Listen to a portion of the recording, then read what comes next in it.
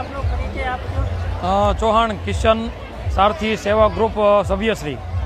આજે જે સારથી સેવા ગ્રુપ દ્વારા જે સેવાકીય પ્રવૃત્તિ નાસ્તાના સ્ટોલ રથયાત્રાનું આજે એક આનંદનો દિવસ છે, અષાઢી બીજ છે, ભગવાન જગન્નાથજીની રથયાત્રા છે।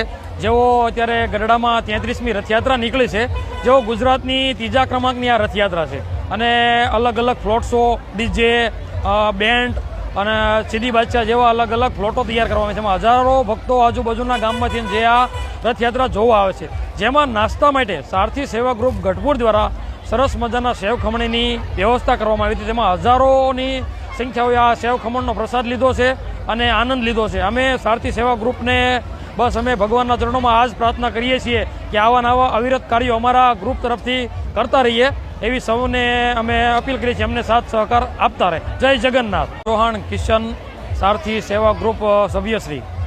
આજે જે સારથી સેવા ગ્રુપ દ્વારા જે સેવાકીય પ્રવૃત્તિ નાસ્તાના સ્ટોલ રથયાત્રાનું આજે એક આનંદનો દિવસ છે, અષાઢી બીજ છે, ભગવાન જગન્નાથજીની રથયાત્રા છે।